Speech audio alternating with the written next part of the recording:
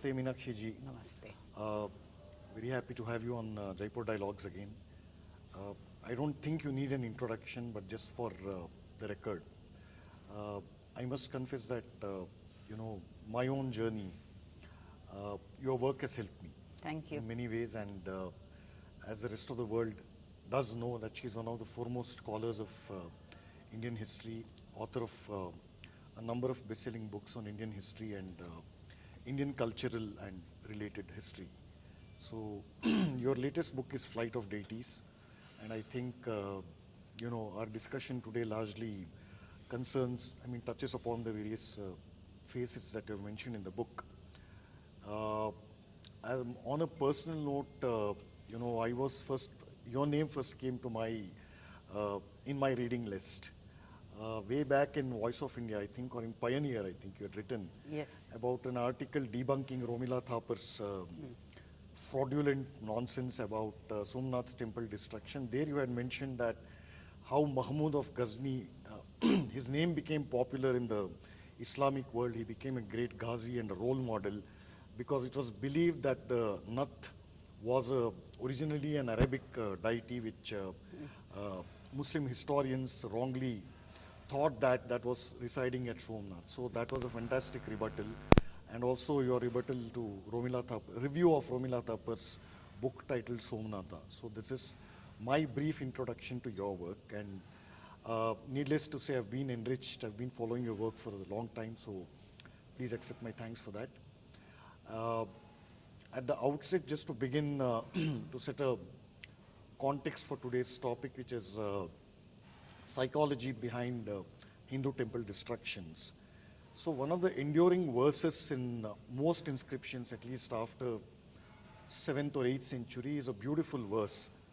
Namastunga Shirashchumbi Chandra Chamara Charave Trailokya Nagararambhaya Moolastambhaya Shamve. That is the first shloka of Banabhatta's Harshacharita, if I'm not mistaken. Just for the sheer beauty and majesty of the poetry in that.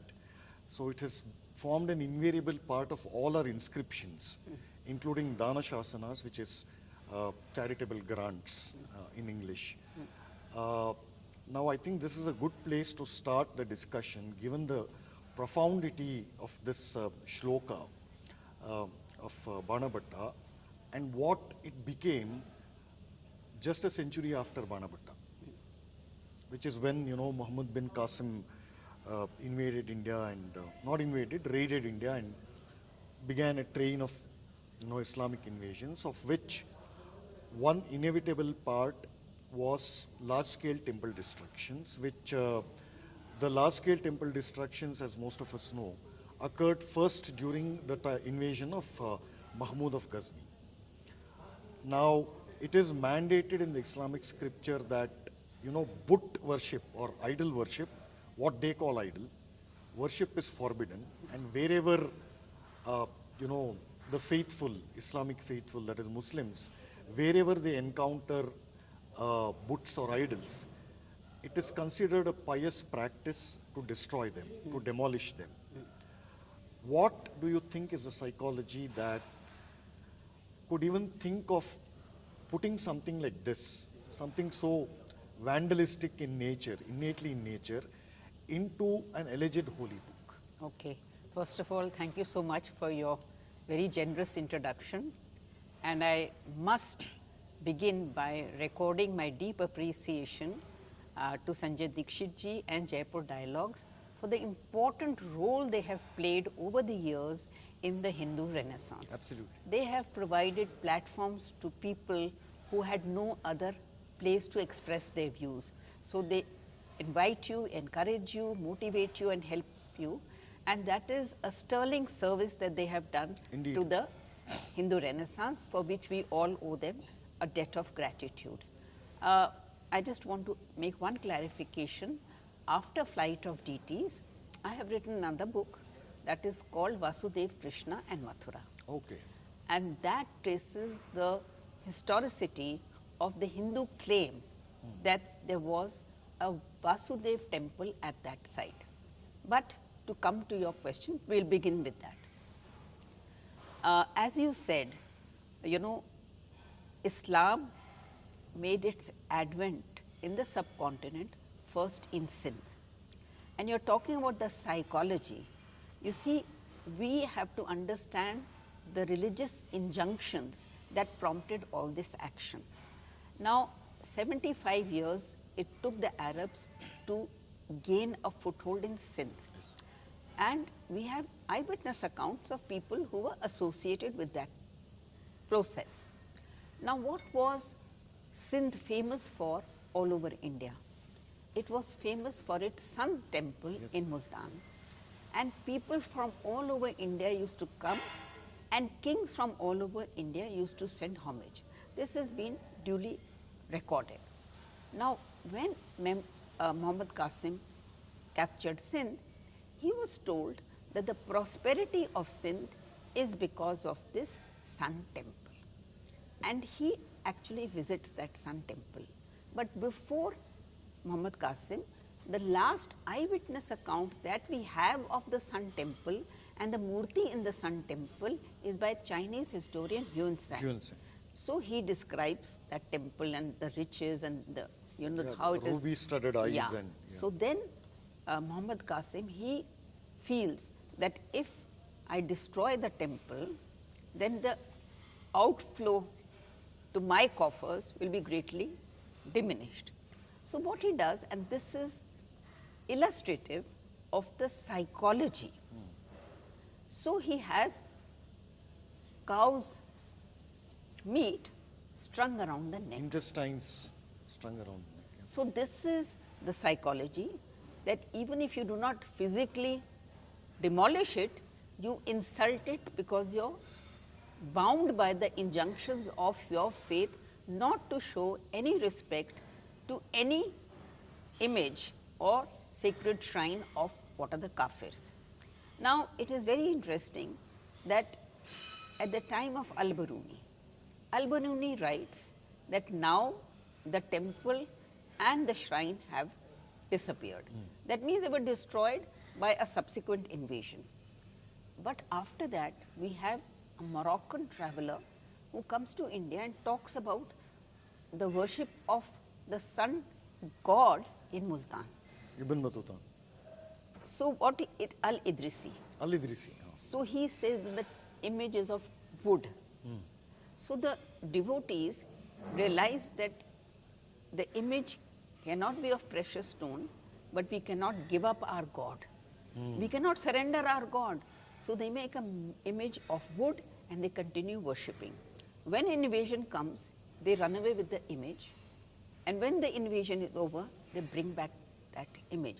So this entire history of medieval India, of the subcontinent, is a history of two contesting belief systems, where one is trying to physically overpower the other, and the other is determined not to give up its God. So this is such a stirring story Yes. of the commitment of ordinary people, because in many places there were no Hindu kings left. So who are the people who are engaging in protecting their dharma, their civilizational ethos, their spiritual heritage? It is ordinary people.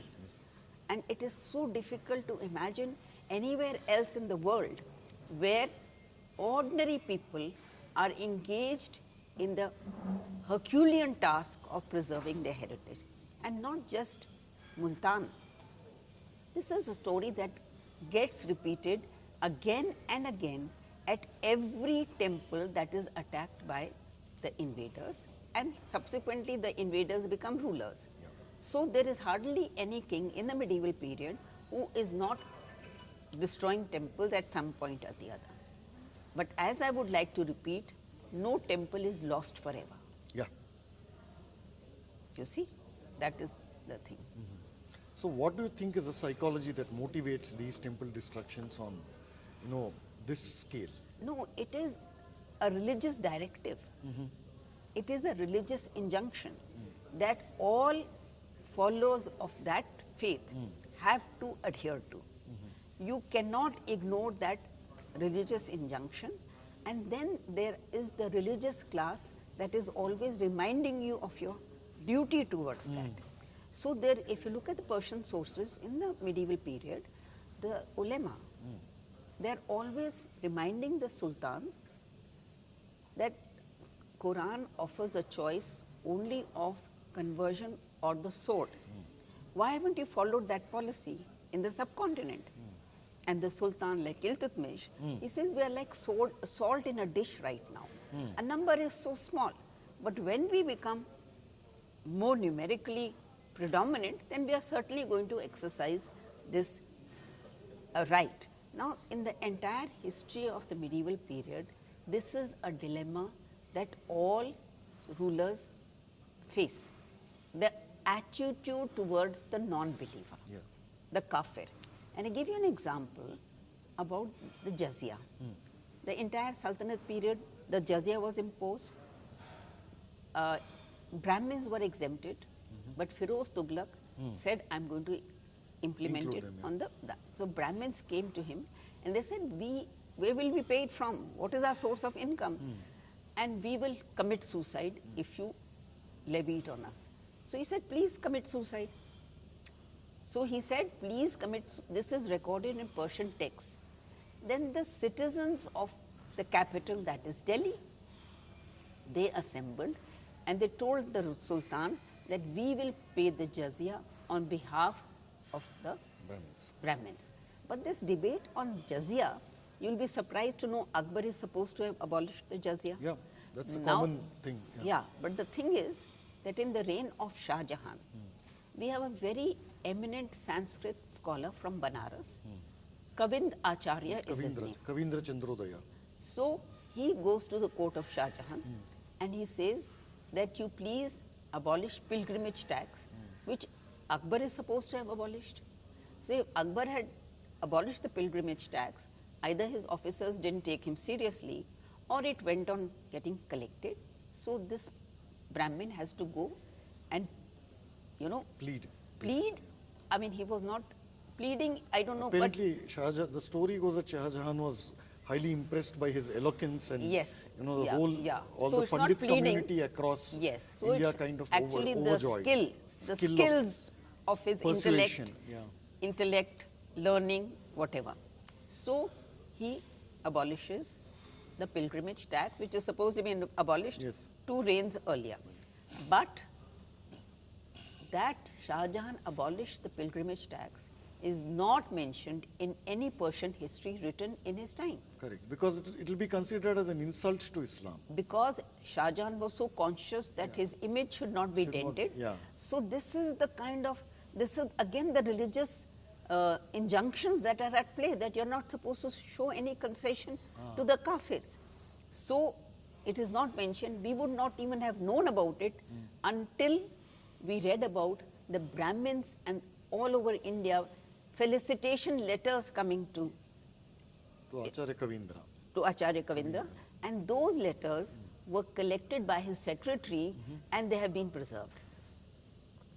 So this psychology, whether it is a psychology of temple destruction, whether it is a psychology of humiliation of the subjects, whether it's imposing such inhuman taxes as jizya and pilgrimage, it is the same psychology at work throughout. And temple destruction is part of that. Now I want to make one point. We normally, in popular discourse, we associate Aurangzeb with the destruction of Kashi and Mathura. But the point is, which is not realized often, this was ingrained in the personality of Aurangzeb. When he was the crown prince, not the crown prince, because he was never designated He was crown never prince. designated. So when he was the prince, governor of. when he was prince and his father Shah Jahan was still alive, he was sent on a posting as viceroy to Gujarat. The first thing that he did when he reached Gujarat was to desecrate a Jain temple. And that Jain temple, Portuguese people had come because the trade routes had opened, so there were visitors. They described that temple in vivid details. And Aurangzeb, he desecrates a cow in that temple. Now the person who built that temple was a very leading Jain jeweler. And he used to supply jewels to the Mughals. So he was not ready to take this lying down because he had a certain status in society. Yes. Western India was the route to so much trade by which the Mughals were benefiting. So he wrote to Shah Jahan that we don't deserve this treatment, and please tell us what wrong that we have done that you've punished us in this way. Now, Shah Jahan realized that I cannot annoy Shanti Das because he's a leading citizen of Gujarat, and Gujarat, the ports, they're bringing in so much revenue. So he recalls Aurangzeb and sends Dara instead. And he tells the Mughal officials, you give back the temple, but that portion which is where the mihrab is, where the namaz is, you create a wall over there. So it's divided into two parts. The Jains get back their temple, but the Muslims retain their masjid. Wow. Imagine, I mean, so it's the same psychology. That's what I'm saying again and again. And the Jains, they said, we don't need this. You keep it. It has got desecrated for us, and we're not interested in reclaiming it. Because we cannot purify it again when a cow has been killed on the premises. And people asked what happened to the murtis that were in that temple. So the Jains said that in this whole fracas, the murtis got destroyed. So that was the situation. Many, many decades later, when Aurangzeb had died and when Shanti Das had died, one fine day, the Jain community brought out a procession of those two murtis in public, and then they reinstated them in public and had a grand puja. So, I mean, Extremely smart. Smart. It's not a question of smart. It is At one level, resilience yeah, it is resilience. of the faith, of the people, and the determination that we will not forsake our gods Yes. for what we think is the other. You know, I mean, we are not going to give up our God because you have desecrated our temple, and we are not going to convert to your viewpoint or to your lifestyle. We are going to remain as we are. We will keep underground. We will maintain a low profile, but when the time comes, we will surely bring back our gods home. Fantastic. So which leads me to the next point about your other book, Rama and Ayodhya. So one reverse way of looking at it is that, you know, the whole Ayodhya agitation, Ram Janmabhoomi movement, one disputed structure, it was not a functional mosque, everybody knows that. One disputed structure was brought down by Hindus. For that, you know, secularism is destroyed in India, the huge international media coverage, you know, all the demonization, court cases, the rest of the thing happened. This is the fanatical zeal with which they preserve, you know, even a dysfunctional mosque or a non-functional mosque. And this is a kind of response that they get, that they give in a supposedly democratic, free country. But no account is called for or given, none given. The industrial scale temple destructions that happened throughout the centuries. And I think it was Naipaul who said that, you know, when the Babri Masjid came down, he said it was a great civilizational reawakening or something like that. So what explains this? That Hindus by nature, even if their temples have been destroyed and mosques have been built on the site, they would rather prefer to build a temple to the same deity elsewhere with the recovered murtis than, you know, in an act of revenge destroy the mosque, which earlier was a temple. They never destroyed the mosque. Exactly. Now, you've made the very important point that they built another temple as close as possible to this. An example that I would like to give is the Bindu Madhav temple Kashi. in Kashi. The Bindu Madhav temple was seen by several European visitors to India, among them Tavernier, Bernier. And you know, it was the most imposing structure on the Ganga riverfront. And the minarets. It was, I mean, Tavernier has left eyewitness account of that, details of that He has temple. a beautiful description. So imagine it was the most commanding structure on the riverfront. Now, Aurangzeb destroyed it. And what did the Hindus do? They never surrendered their gods. So, as close as possible to the demolished temple, they built a small Bindu Madhav temple. And when you see that temple today, you can only have a lot of pathos. Yeah, that it's very depressing actually. That this was the great thing. Yeah. The great structure. That is a Alamgir mosque, right? Yes, yes. And it has been reduced to a small little, Yeah, in a lane you have to go and climb up the stairs and take a left. Yeah. That is and that is, you will not even know that it's a temple. Yeah. But I feel, it's natural to be depressed. It's natural to be demoralized. But there's another way of looking at it, and that is to admire your ancestors. Yes. Be grateful to them. Show homage to them, what they have done. So that you don't forget Bindu Madhav. Yeah. They never gave up. That is there. Now this Kashi Vishwanath, the first temple of Kashi Vishwanath, that is the original temple, was destroyed by Qutbuddin Aibak. Yeah. All right. Yeah. And Queen Razia, she ruled for only 4 years. 4 years. And in that 4 years, she had such a turbulent reign, she was hardly able to escape with her life. Yeah. Everyone was revolting against her. But in those 4 years, she had the time to occupy that site of the original Kashi temple. Yeah. But what? So that was in the 12th century.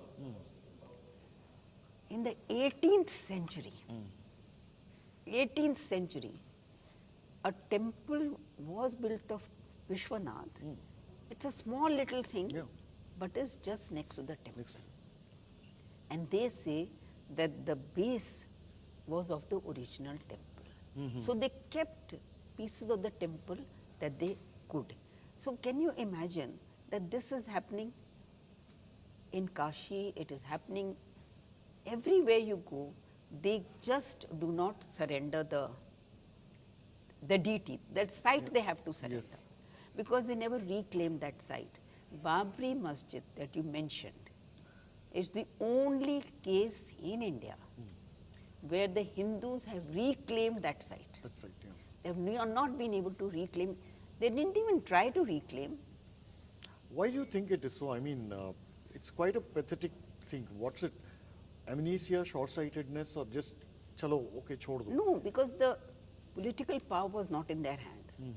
The military... No, but the Peshwas could have. The Peshwas did try. They did try, of course. They could have actually. No, but the Peshwa records, they are letters of the Peshwa, and they are negotiating with the Nawab of the, yeah. And they're saying that we will give you 50 lakhs if you give us this, you give us, they're negotiating for Ayodhya, Prayag and Kashi. So there were intense negotiations, but so many other players had come into the field by that time, like the East India Company. And there was this war between the East India Company and Shuja'ud-Dawla, etc., etc. So those negotiations could not fructify. But in the case of Kashi, when the Brahmins of Kashi came to know that Daulat Rao Sindhya is determined to pull down the Gyanvapi, because he said, I cannot bear to see this injustice. So I am going to pull it down, come what may. And he's given instruction that I'm going to do it. And the Brahmins of Kashi, they're petrified. They say, you don't know what these people will do to us. They will not allow any of us to survive. We will have to pay a very heavy price, and there'll be nobody to protect us. So, you see, it's very difficult for us in independent India. In hindsight, But living in that with sheer terror in that age, when you're physically Brahmins, what arms did they have? Nothing. Well, not just Brahmins. Hindus were generally disbarred from owning any weapons. Yeah. So how do you do it? So the way they did it was actually in harmony with the fundamental tenets of our civilization. Basically, we tried to not give up. So whatever possibility there was, we tried, but since we could not reclaim those sites, we built as close as possible to the original site. Now, I want you to talk to you about my book, because Sure. you talked about Ayodhya. That was my next question, Yeah. in fact. So I'm just preempting the Mathura, thing. yeah. You talked about Ayodhya. And I want to say that in a comparative study of the Hindu claim at Ayodhya and the Hindu claim at Kashi, Mathura, the documentary evidence of the Hindu claim at Mathura is far, far more substantial than in the case of Ayodhya. See, in Ayodhya, the excavations of the ASI at the command of the Allahabad High Court tilted the balance in favor of the Hindus. Because the excavation showed continuous occupation of that site since the 2nd millennium BC. They also showed that that site was always a holy site, and a series of holy structures were built there. It was never a residential site or the palace of a king or anything. So they found so many structures. And then there was these records of disputes in the British courts from 1857 onwards. Those are all there. And we have travelers coming and etc. But you will be surprised to know that in Mathura, we have inscriptional evidence. And the first inscriptional evidence is of the early decade of the Common Era. Wow. That means it is more than 2,000 years old. And Mathura was attacked so many times. So no inscription has survived intact. Many of them, most of them have not even survived. But this inscription that has survived, I think it's a sign of Lord Krishna protecting his city. So this inscription says, damaged, but it has part of it. It says that this is the name of the person who's building this structure. His name is Vasu. He's saying, I'm erecting this structure, and describes the structure. What is the structure? It has a toran, arch, and it's around a rectangle, you know, like in the. And then it says, who's this being built for? So he says, I'm building it for Vasudev. And the name Vasudev has survived. And where am I building it? In the Mahasthan of Vasudev. Janmasthan. So I'm not going to, inject modern terminology into what is there. Right. Because it does not talk about Janamsthan. Yes. It says Mahasthan. Mahasthan. But we know enough that Mahasthan means a great place. I'm not saying that it says Janamsthan. I say it says Mahasthan. And Mahasthan of Vasudev. Now Mahasthan means a place associated with an important event in the life of that person. So it can be a birthplace, that's an important event, or it can be a place where he defeated Kans or something. But it is connected to Vasudev. And where is it found? Where is this inscription found? In a place known as Katra Keshav Dev. Oh. So those Hindus who say this place belongs to us, they have proof which is 2,000 years old. Primary evidence. Primary. And then there are many more inscriptions, but I'll just give you one more example. That is that another inscription, about a decade or so later, it was found in a well in Mathura. Because, you know, in the invasions, most of the things got damaged, people threw away, but something fell into a well. And that is called the Mora well inscription because it was found in the Mora well. And that inscription says we are building a stone structure. It specifies the structure. We are building a stone structure for the 5 Vrishni heroes. Okay. The 5 Vrishni heroes we all know are Vasudev, Sankarshan, Pradyumna, Anirudh and Samba. 5 members of Vasudev's immediate family. So it mentions that these 5 Vrishni heroes, we are building this stone structure for them. And last point that I want to make is that really Krishna is looking after his city. He is, just like Rama did his. Yes, because in 1911, Alexander Cunningham excavated a mound near the Mora well. And in that, among the things that he found in that mound were 3 statues. 2 were male torsos and 1 was of female. They were all headless. But the most eminent art historians abroad. So you don't think of it as a Hindutva thing. The most outstanding leading historians, art historians in Europe, America and India, they have contributed as these two torsos represent vastly 8%. And the third statue of the female is dated a little later. That has an inscription, the base of the pedestal, and they say it is their sister.